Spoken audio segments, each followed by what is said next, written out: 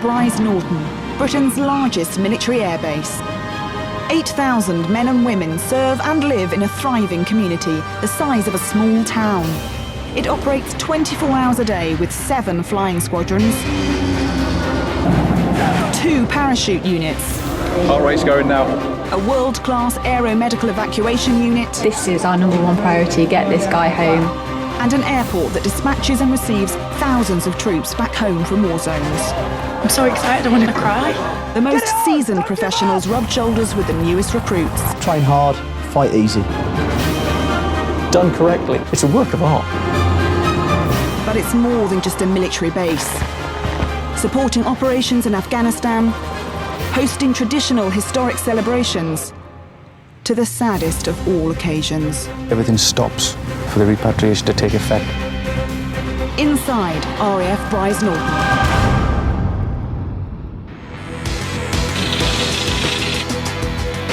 In this programme, the RAF's latest recruits train for potential deployment. If you're not working for me, I'll make you work harder. In the deck, in the line, 10 press-ups, start staying with me. Will the Falcons' first parachute jump of the season fall victim to the British weather? Yeah, negative drop, mate. The wind's changed. Dummy one. And Brize's emergency services rush into action. Engine fire, #2 engine, 3 persons on board. Despite cutbacks in defence, the military are still recruiting. 1,330 people joined the RAF in 2012. Many have their first experience at Brize Norton in the Defence Movements Wing. Today's young recruits are taking their first steps on the basic air movements course, learning how to load passengers and cargo at home and worldwide. If they graduate, they could go from signing up to Afghanistan in 9 months. Today, they are learning to load a Hercules, but not before the joke of the day. All right, guys, forward to the load then. Joke of the day. Whose turn is it? Baker. Come on, Baker, tell us the joke. Come on. Hate my life. What's the difference between a buffalo and a bison? What? You can't wash your face in a buffalo. Hope you die. At least he tried. Right then, let's get cracking, come on. Okay, so this trolley weighs 850 kilos. Until they graduate, the RAF call them baby movers, and Corporal Sim Rezazadeh Wilson, or Sim, will guide the 7 trainees through the 19-week course. When you have your students, you do treat them like a family throughout the course, and as you get to know them, you build up a lot more of their responsibility. Once we get it on, we'll chock it into position, and I want you guys to work out the rule of thumb. Right, carry on. These baby movers come from a cross-section of backgrounds. Baker worked in fast food. RAF's a lot better than McDonald's, better pay, better life, and you don't smell as much when you finish. Before I joined the Royal Air Force, I was just a labourer on the building sites.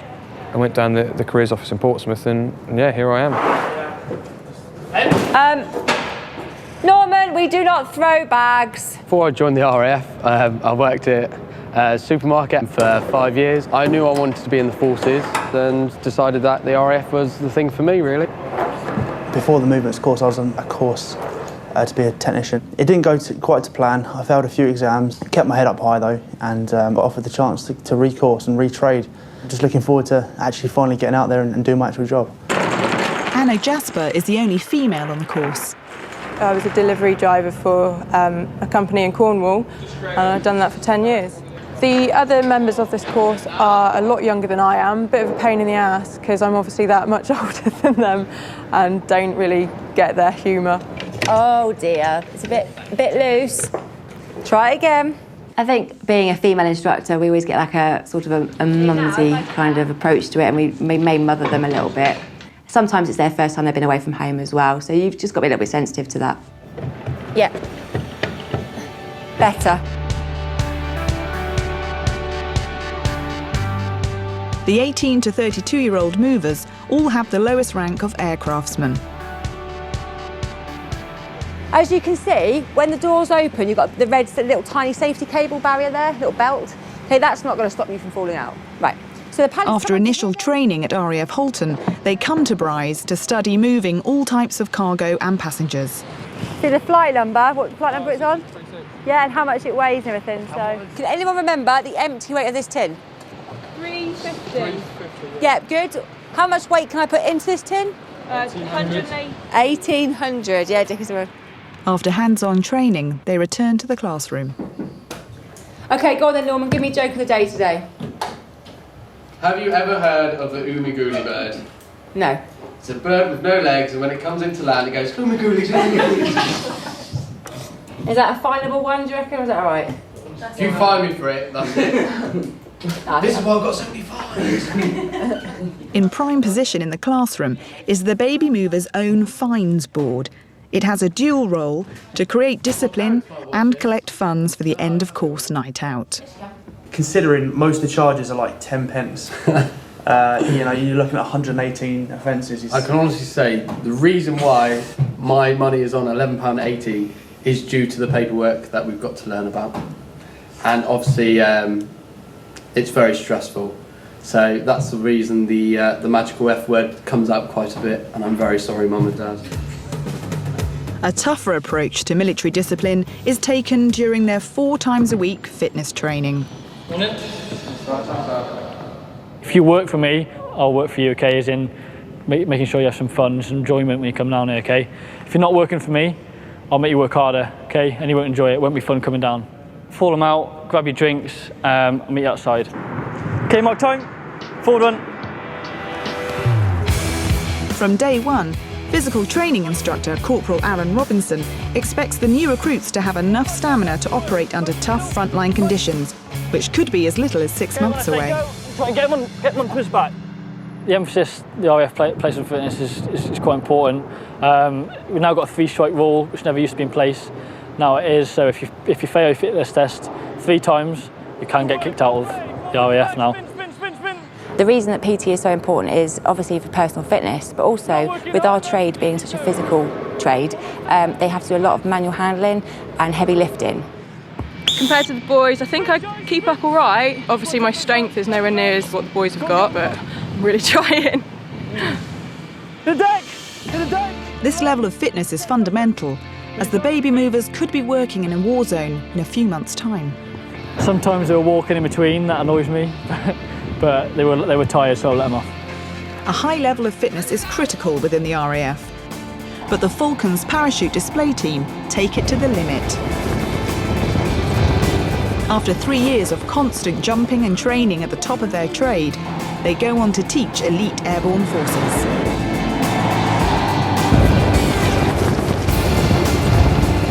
Today, at the No. 1 Parachute School, the Falcons are preparing for their first public jump of the season.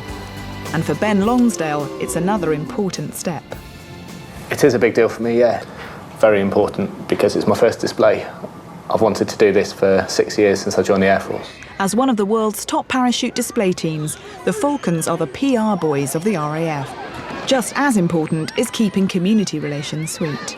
We do quite a few drops into the local area, particularly into local schools. It gives us great training because their school fields are quite small, but also it helps foster relations between the RAF and particularly RAF Brize Norton with the local area.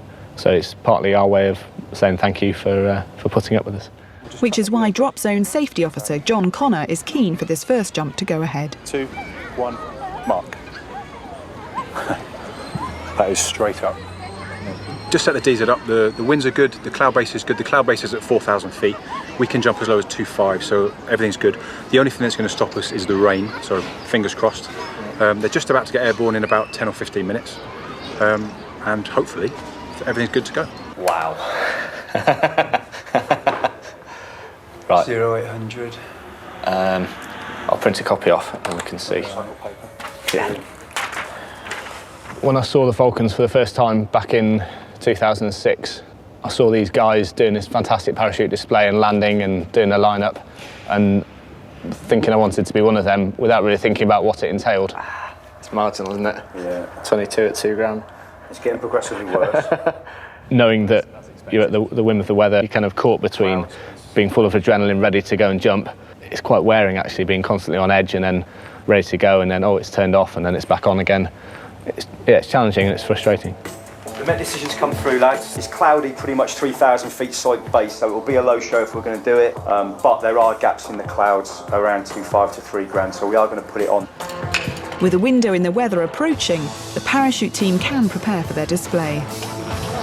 But if the cloud cover drops any lower, will Ben's first jump as a Falcon be cancelled? Yeah, was that dummy run? Was the cloud too low? Yeah, that was at 2,300, mate.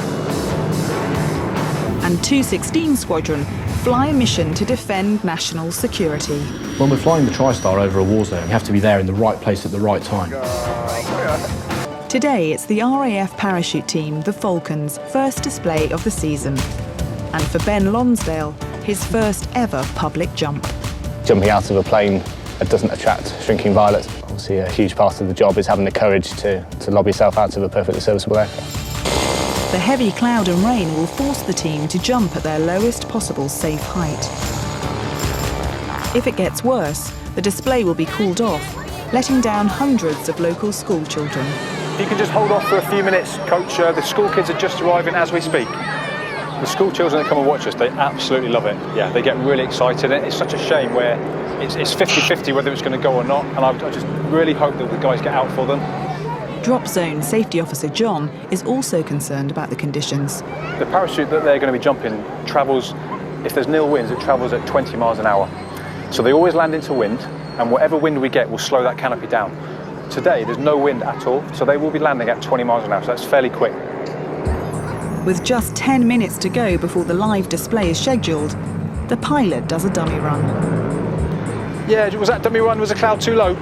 Yeah, that was at 2,300, mate, and it's pretty slightly lower than that, mate, so yeah. We'll just keep hanging around, mate. It's not looking good. The cloud base is too low to jump safely. Not wanting to let the school children down, the pilot attempts another dummy run. We have a number of wind indicators for the team. The flares are just one of many that we have, and that just shows the wind direction for the parachutists when they're coming into land. Falcons coach, Falcons DZ. Yeah, go ahead. Yeah, negative drop, mate. The wind's changed. Dummy run. So we're going to hold them off for 2 or 3 minutes. We're going to change the drop zone settings, and then we'll reconfigure and give them clear live after that. We know that if he can get us out safely, he will do. And if he can't, then he's got good reason to stop us. But knowing John as we do, we trust him very much we trust our lives to him, really. At the minute, the winds change 180, but if they're travelling at 20 miles an hour plus downwind as well, that's a very, very fast landing. It's something that we don't really like to do. So we're going to just swap it round. The red and yellow crosses are switched over. With the Falcon stat, we have odds and evens, so number 1, number 2. Odds land on the red cross, evens land on the yellow cross, and it just gives them a little bit of separation when they come into land to make it as safe as possible.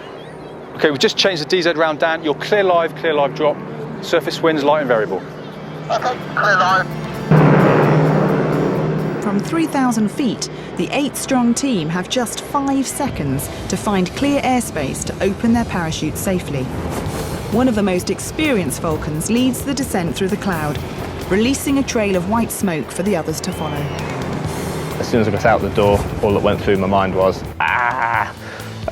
followed by, where's the stack? It's not quite blind panic, but that moment where you just seize up, and that's where the training really comes in, is it overrides your automatic reaction to panic and plummet.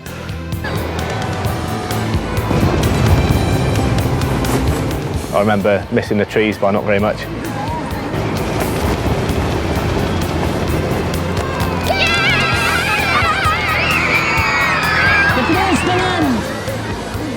I remember the overwhelming sense of relief once I'd landed.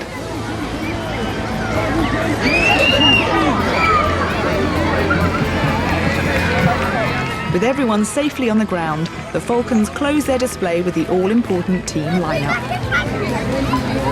And after his first successful jump with the team, Commanding Officer Ben Lonsdale salutes the Mayor. Presenting the salute to the crowd and to the VIP is a very big part of the display. It's a big part for me. I'm almost as nervous when I'm marching out as I am when I'm jumping. Very nice to meet you, thank you very much. I present to you the 2012 Royal Air Force Parachute Display. Would you like to meet the team? My first live display for the public, yes, today, after ratifying this morning in front of the Air Commodore. It was great, it was absolutely fantastic. Even from 500 feet up, you could hear the kids crying out, shouting. Oh, it was awesome. Yeah, great experience, great fun, great reception here in Witney as well. Obviously one of our most local displays, so I could keep doing this for as long as I'm able. The London 2012 Olympics was a landmark event for the UK, but for 216 Squadron at Brize, it also marked a significant first: the role of defending the airspace over the Olympic Stadium from possible attack. Checked, central horn battery on, fuel panel checked, all wind pumps on. It's the afternoon of the day of the closing ceremony, and pilot Phil McConnell and his crew take off in a TriStar. Their mission? To refuel the fighter aircraft patrolling the skies over London. When you take off, the plane is really heavily loaded with fuel. Instead of just flying from A to B, you're actually flying somewhere and becoming a petrol station in the sky. The TriStar carries an impressive 139,000 litres of fuel. 1500 level, what a beautiful evening.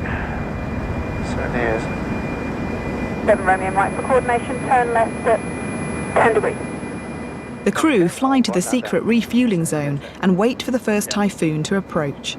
But they're not easy to spot. Visual. It's 1 o'clock, about an inch above the cloud line, small white dot left to moving away to the right. The first time you're up there, air-to-air refuelling, it is quite exciting. It's not something that you see every day on a civilian airliner. Sometimes they give you a little wave, and we wave back. I think there's a lot of respect between the fast jet guys and us tanker pilots. Just metres away from the TriStar, the fast jet links up with the hose and tops up its tank in minutes. Pushing in. Green on.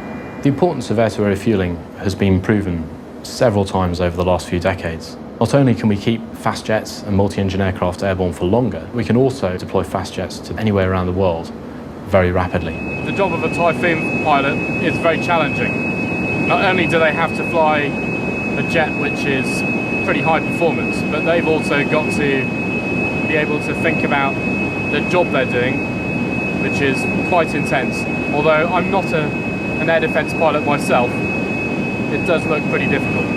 Delta 26, you're indicating full. Disconnect. Whilst they wait for the next jet, the crew's attention turns to the Rio Olympics. I've been thinking, if you all put the effort in and train hard for Rio, I think we could all make the dressage final as a team. That's probably the only thing we could at our age. I've got a fairly large dog, would that work? You ever tried riding a horse? No, nor will I. The Typhoons will take it in turns to refuel during the ceremony, making sure there's a constant air presence over the stadium. When we're flying the TriStar over a war zone, things can change quite rapidly, and we have to be there in the right place at the right time. We make sure that we are outside of the threat zone for as much as possible. That means we've got to keep an eye on what's going on, both on the ground and in the air as well. 36, go. He's been airborne for a while, has he, this one? Yeah, he was airborne when we come on task. 500 kilograms a minute, steady at 20 feet. Okay, clear depart. Delta, there he goes. You're going high. Bye bye. Sometimes they'll come and take some fuel with their weapons on board, and perhaps a couple of hours later they'll come back to us. Those weapons have gone. All right, then go first. Thankfully, on this operation, the weapons remain unused, and Phil and the TriStar crew can relax and return to Brize. I like the hose. We go straight there. Reverse.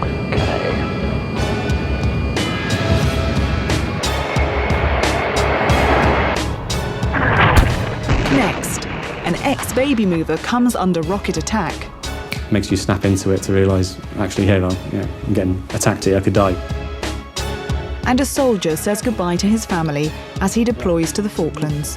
Mia, miss you, love you too, hope you're being good.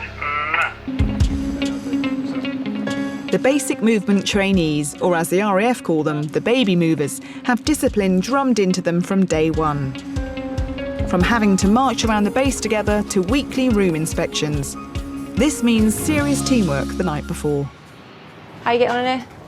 Dickinson, you right? Good, thank you, Corporal, yeah. Okay, make sure you get rid of all this rubbish on here. Yes, all right? yeah. Everything put away. When we do our phase 2 students, as in the basic movements training, we're not just instructors, we've also got to deal with all their welfare issues. We give them lessons how to clean the block, how to clean the showers, how the beddings have got to be done. So we have to do a little bit more than just instructing in the classroom, showing them that we are people as well, we are actually quite caring. They live in the single living accommodation, or slam blocks, and have to keep all of the common living areas and their rooms absolutely spotless. Everything needs to be in top condition before the flight lieutenant's inspection in the morning. I still get nervous for an inspection. It's not a nice feeling, let's put it that way, when you hear the door knock and you see the corporal in and you do think, What have we missed this time? Inspection standards for everything. Everything has to be gleaming, it has to be spotless. Clean, clean, clean. And it's kind of been drilled into us since day 00 really, so you kind of get used to it after a while. Okay, this is the female accommodation area, and they have their own combination lock on the door to prevent anybody coming in that shouldn't be coming into the block.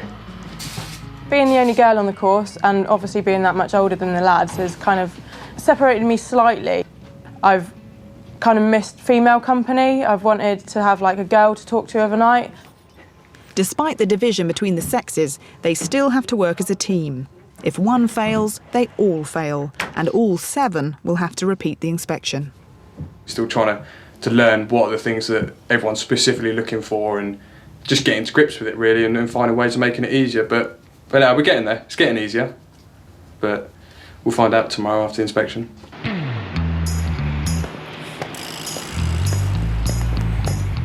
"8:30 a.m. and Flight Lieutenant Ben Winters begins his inspection. Deacon Sir Norman, how are you? Morning, sir. Master. Thank you very much. Yes, sir. Enjoying the course so far? Yes, sir.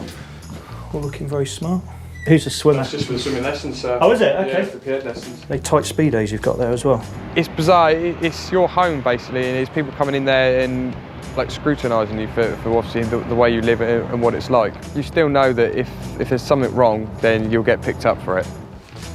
Even smells nice in here. There's something definitely wrong. Keeping up a high level of cleanliness is vital. This discipline will keep them healthy in basic frontline conditions, like the tented camp in Bastion. Good effort, guys. Well done. It's not until they leave you can sit there and you can kind of go, that's done, we did well then. But then again, if you haven't and you failed it, that's even worse because you know next time if you get picked up again, you're in for some serious trouble. Jasper, good afternoon, how are you? Bit of a shock, obviously, coming from Civvy Street and then having inspections is a bit like, whoa, okay, what's going on here? Slight bit of fluff and you kind of get a word in your ear saying, next time make sure there's no fluff. Yeah, good effort. Well done. Cheers. It's about 7th or 8th inspection now for BMT 51, and to be fair, they're making my life difficult because they're doing quite well. Had a good look round. Standard things we look for are dust, just to make sure the guys are getting a duster around the room. Cleanliness in the bathrooms as well. They're in a pretty good state. There wasn't an awful lot wrong with that at all today. The baby movers impressed and got through another inspection. A natural next step for them after graduation is Air Mobility Wing. One AMW moved military personnel and supplies worldwide, from European passenger flights to organising freight on the front line. The scariest situation I've been, probably when we were in Basra, we used to have to load the aircraft with engines running. We used to have a body armour helmet and the weapon on in case anything happened, because you were quite near the wire. You know, for people who don't experience it, it's such an alien concept, but because it happened every day, it kind of became the norm. So every time a rocket attack happened, you kind of didn't think much of it, but the fact that then, you know, I was out on my own, loading an aircraft, and we came under mortar and rocket attack, and I was quite far away from the back of the aircraft, and you had to take obviously the brace position, which is sort of hit the deck, arms in, head down. And then I realised the rockets were quite close. Kind of sort of, you know, makes you snap into it to realise, actually, here, I'm getting attacked here, I could die. I think I had shell shock for a couple of days after that. But then, like I said, back to normal and carry on doing your job. Thankfully, not all movements jobs are under fire, but ex-baby mover Adam has to multitask on a daily basis. Where in Civvy Street, you know, you'll have a baggage handler who will do just baggage handling, and you'll do a check-in staff who will just doing check-in. With us, we're kind of everything. We're just sort of the ground handlers, the dirty guys at the back who just get mucky and dirty and hot and sweaty by putting, you know, all the stuff in the back. And like I say, the passengers don't really see our role. You know, they'll leave their bags and they magically appear sometimes. So you see so many bags over the years, you know which ones are heavy, which ones aren't, which ones you can chuck, which ones you can't. It's a sort of little sense of achievement getting an aircraft loaded. You manage to squeeze it all into the aircraft and take off on time. There's a small sense of satisfaction out of that. Turning an aircraft around is particularly important for a mover in a war zone.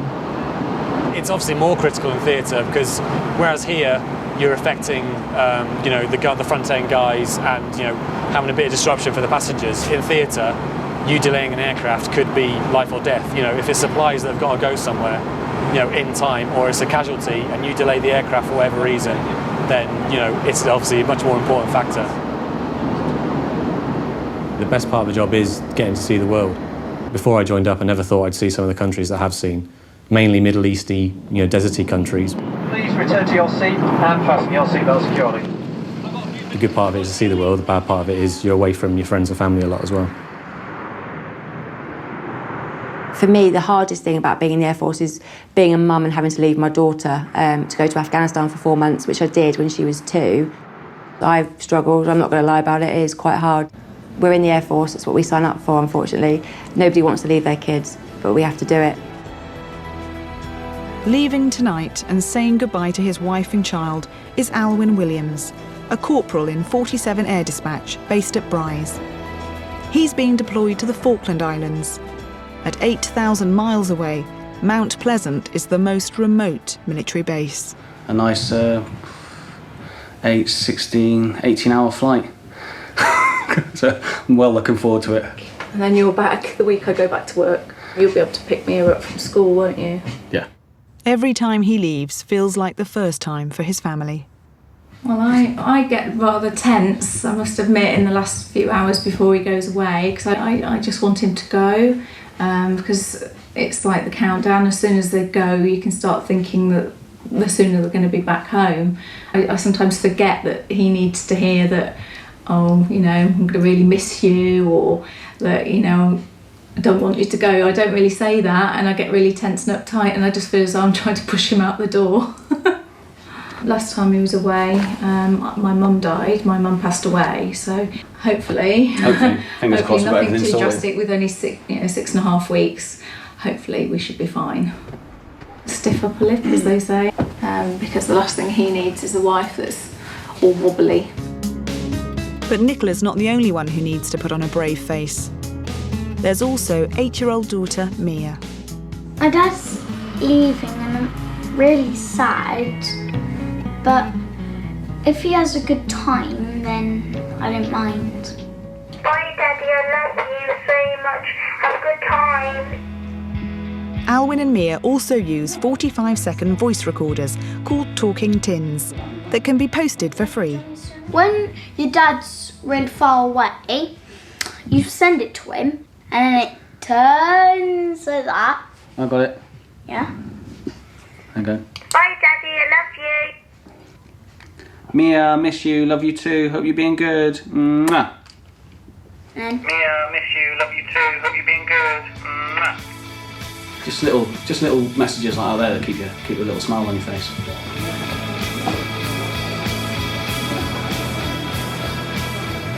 love you. Love you. Yeah, just goes. Right, I'll give you a bell as soon as I get there, right? Yeah. Right. You be good for Mummy, yeah? Bye. Bye.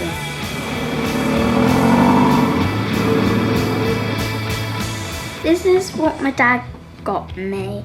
It's a picture of him. I have it beside my bed.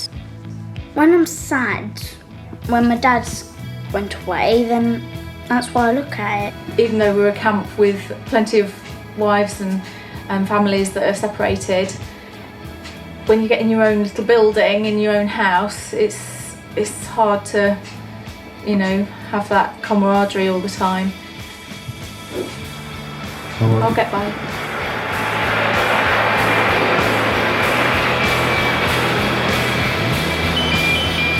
Next, the emergency services cope with a challenging shift. When we receive a call through the crash phone, see a lot of the medics go, oh my God, because it's a big thing. And it's graduation day for the baby movers. I think any parent would worry about their children going in a war zone. Halt. Staying healthy in frontline conditions is vital in the military. At RAF Brize Norton, the baby movers, who are in training to move passengers and cargo, have weekly room inspections to teach discipline and organisation. And they have a weekly parade to enforce personal cleanliness. It's not to muck the guys around or to mess them about. What it does is, by instilling the discipline here and making sure out on parade that they're all to a set standard, means that when they're out in Afghanistan or wherever else it might be in the future, and they'll look after themselves, their hygiene and any other standards out in theatre. And we just do that to try and make them think about what they're doing for a later date. Early morning and last-minute buddy checks are underway for today's parade. Do you like Dickinson sideburns? I did this morning. I like Look at it. Bodged job. Bodged job. Who did that? Him, the little Dickinson sideburns were a little bit long, so just give them a little trim. As you can see, butchered. They're not that bad. Before any parade or anything like that, we'd always do what's called buddy checks, and you double check each other to make sure that you're ready. Teamwork really does come down to it then. You really have to trust each other. If you're constantly doing it to the same person, you're not getting pulled up for anything, you start to have faith in them. Any mud or dirt on your shoes. We live with each other, we work with each other 24/7, so the bonds you do make as, as friends, it's just second to none. Yeah. How much are you taking off? Look at his top. That's all I can feel is hair falling off. It feels taking it off like up here. Take your top off. It's not just letting yourself down, it's letting your team down as well, because you're all in one line, so you do it for yourself and the team. There you go. Well, let's turn on the other side. Oh, it'll do. You'll be right. I suppose you are nervous when the warrant officer or the flight sergeant is inspecting you, but you don't know what to expect. You don't know what they're looking for. Name? Mills, sir. Mills? Sir. Enjoying it? Yes, sir. Not too bad, thanks. You got a breakfast in your trousers before you go on parade? Yes, sir. You did? Yes, sir. Right. We'll get you out on parade. Sir. Right.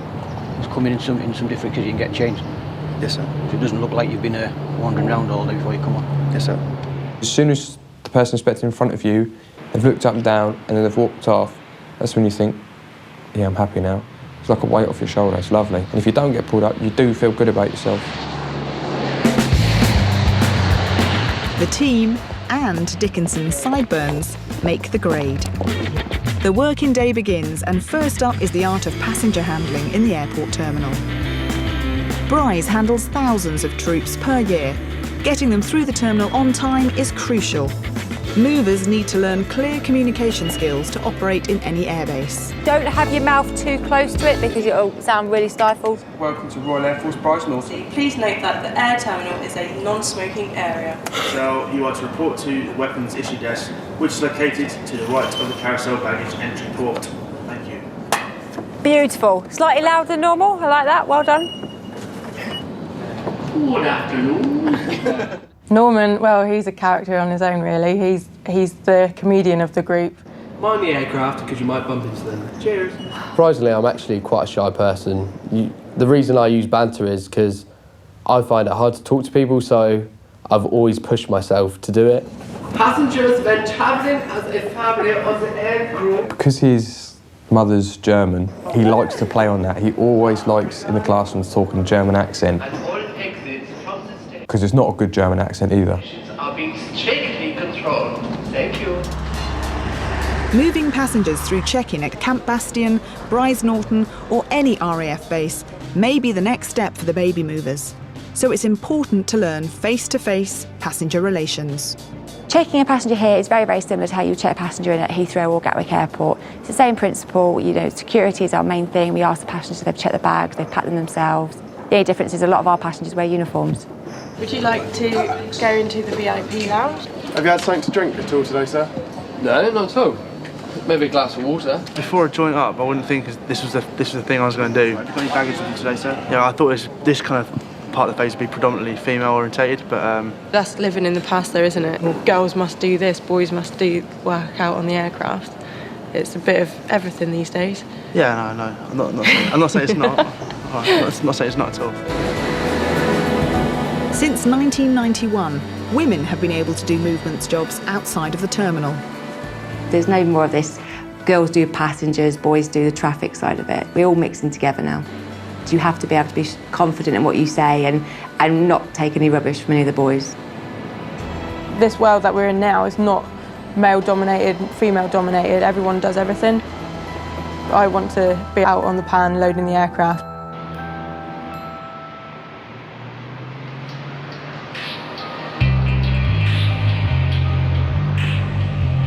RAF Brize Norton operates 24 hours a day, moving 200,000 passengers a year. Air traffic emergency. The on-base emergency services are on constant standby for the worst. Today is a practice exercise. Station ops. Go ahead. Charlie 130, engine fire. Papa 26, 3 POB. 3 persons on board. All copied. Okay guys, practice state 1, engine fire. Number 2 engine, 3 persons on board. Air traffic control, medics and firefighters all take their first steps in tackling emergencies at Brize. We take it very seriously because this time it's an exercise, next time it could be for real. And it's important to know that the procedures work and that we're not putting lives at risk. Medics. None of us want to see the real thing. When we receive a call through the crash phone, you'll see a lot of the medics go, oh my God, because it's a big thing. In this crash test exercise, they train to respond in just 2 minutes. Should the unthinkable happen and one of these aircraft does crash land, could honestly be catastrophic. If it was a passenger aircraft, then you could have the potential of running fuel fires from the airframe breaking up, personnel walking around in a dazed, confused state. In a real crash, there could be the added risk of dangerous air cargo, known as DAC. If it was a DAC aircraft, then depending what munitions are on there, you could have the projectile hazard, you could have the explosive hazard. There really is a lot to take on board. When you get to a scene, you don't know what to expect. Once you get there, you deal with the situation. Your training takes over because it's drilled into you so much. And just switch off and deal with it. There is an element of fear. If there was an element of fear, you wouldn't be normal. But it stops you from being a little bit gung-ho. So that little bit of fear in the back of your mind, helps you just to, take a deep breath, just gather your thoughts, and then, just get on with the job in hand. After training on the job at Brize, these skills are put into practice, saving lives at home and in war zones. The most scared I've been, I would have to say, would be Iraq in 2006, purely because it was out of our hands. I think we had 380 rocket attacks. I mean, the tented accommodation had blast walls around it, but if it was to miss those blast walls and land in the tent, then, you don't really stand much chance.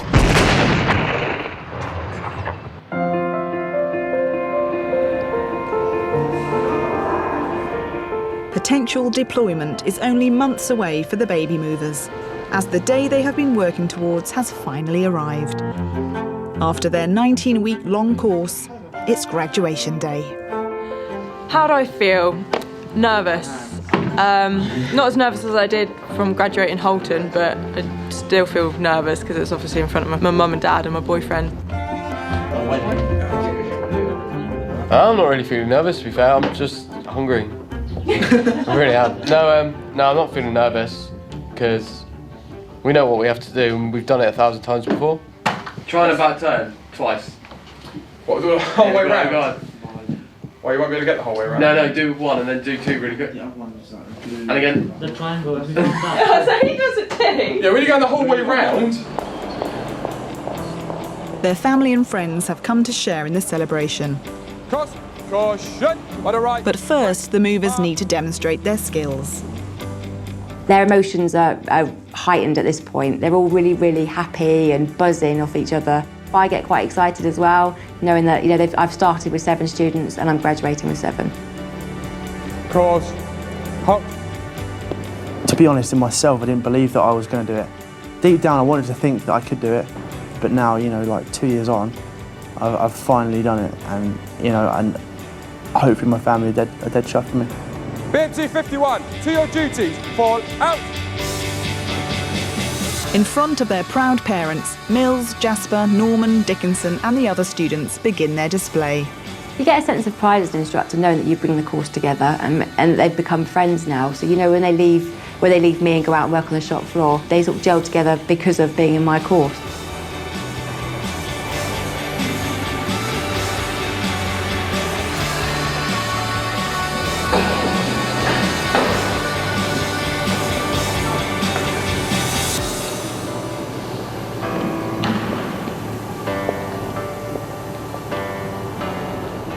That's a demonstration for you. Like to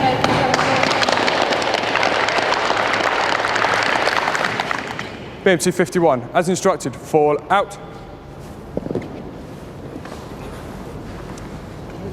I'm very proud of him. He's done remarkably well, and I hope he goes on from here. Very proud. of him, yes. Yeah. Very proud. Especially the missus. Yes. She's really proud. Very proud.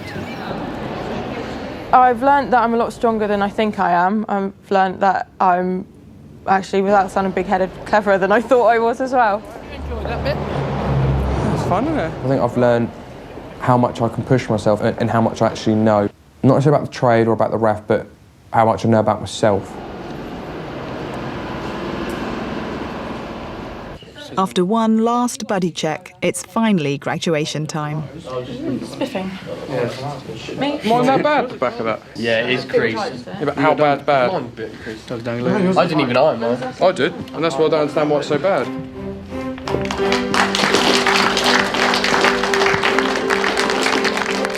This is the moment when the baby movers lose their nickname and become just movers. Watching each student go up to get their certificates was really good. You feel quite proud of them, gives you a sense of pride. I always think, oh God, am I going to get my drills right? Am I going to mess it up? But it doesn't help that my boyfriend's in the RAF and he was watching. Oh, that's very good. Thank you very much. You have a great day. Thank you. Well done. Once I got my certificate in my hand, I almost turned the wrong way to turn back and march down the aisle. It's only by like half an inch that I turned the wrong way, but he spotted it. So. We kind of had a look at each other, sort of, yeah, we're here, we've done it now. So yeah, like a very proud moment. I won't forget it. Like everything in that certificate, those 4 months, late nights and pulling shoes and paperwork and exams, just so much in that one bit of paper. It's just a sense of pride though when you go out there and you know you're going somewhere. Pick up your certificate and pick up those as well. That's a really nice feeling. Like I said, you know you're going somewhere and you're potentially on the road to a great career. Now it's finally time to choose their future trade and move passengers and cargo for real. A real realisation in their own minds that is the case and that they are going to have to look after themselves, because when you go to Afghanistan, your parents obviously aren't going with you. I think any parent would worry about their children going into a war zone and things like that, yeah. I think that is in the back of our mind. Boys are really well trained, they're well led, but it's a big job to bring all the boys back, so we're looking forward to Ben helping them. Thank you very much, that's it. Smashing. Okay, here we go for the camera. I do still feel really nervous about what the future holds for me in the RAF. Potentially 6 months it could be, and I could be posted out to Camp Bastion or Kandahar, anywhere like that. You join the military for a reason, so there's always that possibility of it happening. I think it's one of those things you've got to look on the bright side of going out. You know, it is going to be hard, but I feel that I am ready to go out. At the adequate amount of training, I see why there's no reason for us not to fulfil our job and to do what we're actually paid to do.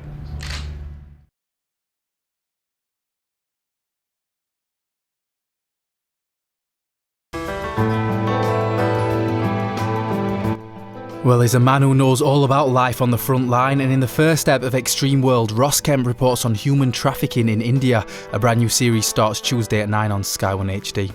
Next though, we join a very different kind of traveller as Carl Pilkington visits Egypt in An Idiot Abroad.